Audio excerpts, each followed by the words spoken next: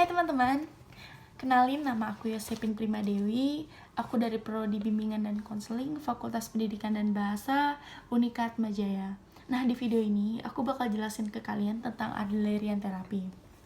Sebelumnya, kenapa sih harus dibahas gitu Adlerian terapi?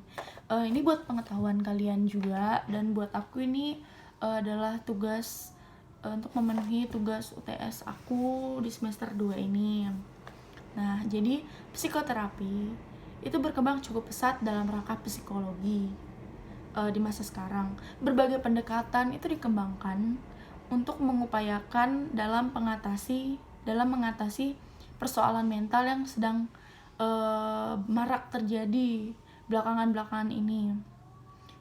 Kita pasti tahu kan kalau perubahan zaman itu pasti mempengaruhi pemikiran orang yang bisa menimbulkan orang stres gitu kan. Itu makanya kenapa pendekatan-pendekatan seperti ini tuh perlu dikembangkan untuk membantu mengatasi persoalan-persoalan mental yang dihadapin oleh masyarakat. Nah, Adlerian terapi ini dikembangkan oleh Alfred Adler pada tahun 1871. Nah, pendekatan ini merupakan salah satu dari 12 pendekatan. Namun yang akan aku bahas itu berpusat ke sini ya, teman-teman. Nah, jadi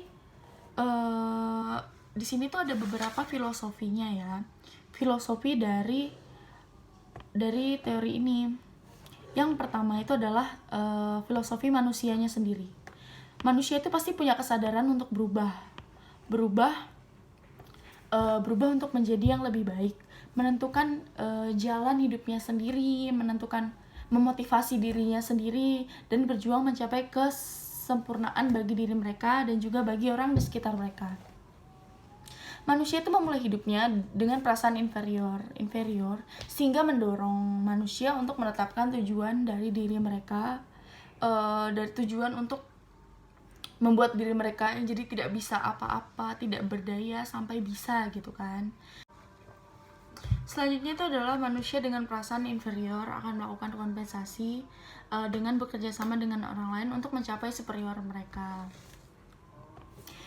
Selanjutnya itu filosofi manusia. Manusia itu memiliki kecenderungan kebebasan untuk memilih. Jadi setiap individu, setiap orang itu punya kebebasan memilih mau berubah atau tidak gitu. Itu kebebasan dari setiap orang. Terus ada optimistik. Kita menjadi orang yang ingin berubah, kita harus yakin kalau kita itu bisa berubah. Contohnya aku pengen nilaiku bagus di semester ini. Ya aku harus yakin, selain aku yakin juga aku harus berusaha. Dengan yakin itu kan pasti aku punya semangat buat berubah atau buat mulai belajar lebih giat gitu. Terus pengaruh biologis dan sosial. Nah, ini sebenarnya sangat berpengaruh sih menurut aku sendiri ya. Pengaruh dari biologis, terutama pengaruh sosial itu berpengaruh dari keinginan aku dan gaya hidup aku gitu.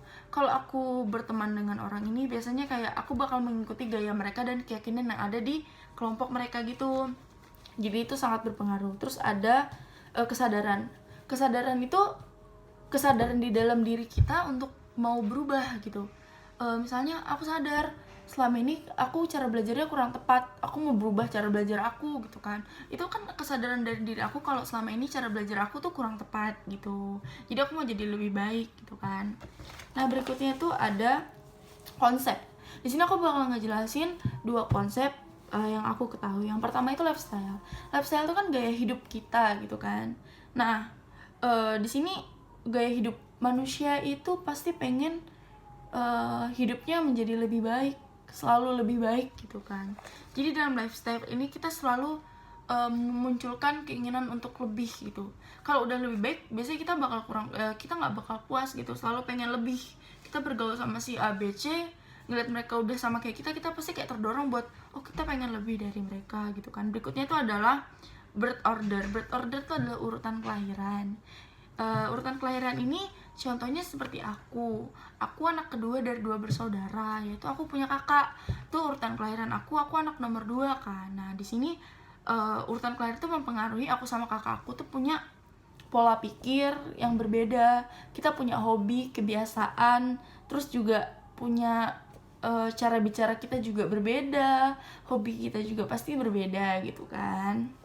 Nah, patologi atau yang dimaksud dengan akar masalah. Di sini itu akar masalahnya adalah manusia yang tidak mau berubah. Itu merupakan masalah.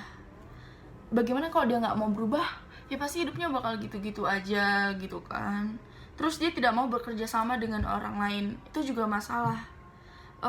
Kita harus bekerja sama orang lain untuk dapat merubah gitu. Nggak bisa berdiri sendiri buat berubah gitu. Kita butuh dukungan orang lain. Kalaupun dia nggak ngebantu kita, paling nggak dia ngedukung kita. Itu pasti udah bisa buat kita berubah. Contohnya itu kayak orang tua kita, sahabat kita, itu benar-benar mempengaruhi pola pikir kita gitu kan.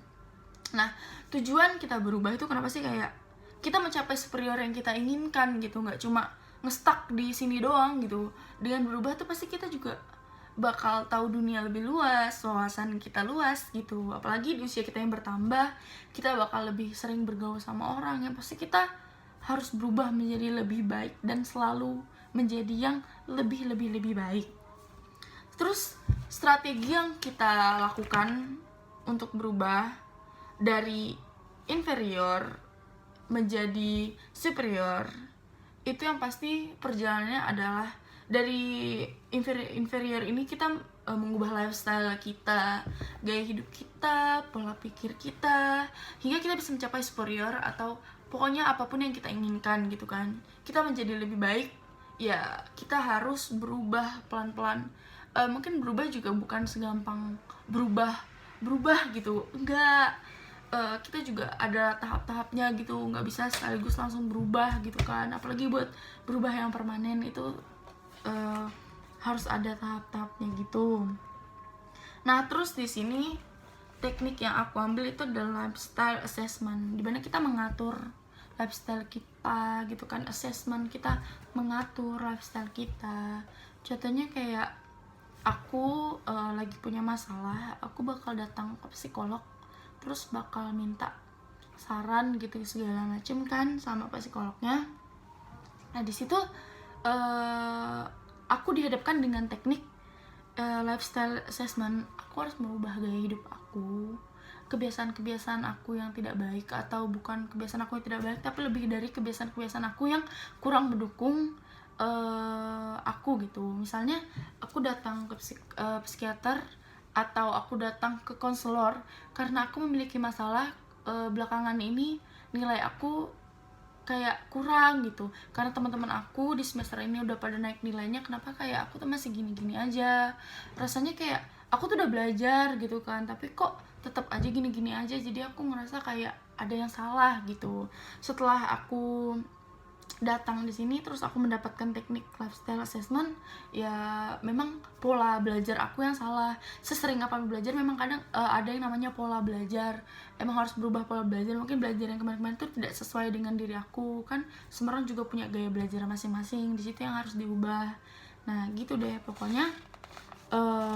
Di sini tuh yang pasti di teori Adlerian terapi ini mengubah diri kita menjadi lebih baik dan semakin baik lagi. Nah cukup sekian, jadi kayak gitu yang aku bisa jelasin ke kalian, yang aku paham juga. Semoga video ini tuh bermanfaat buat kalian. Jangan lupa like dan subscribe video ini ya, karena ini buat memenuhi tugas aku. Terima kasih teman-teman yang udah nonton.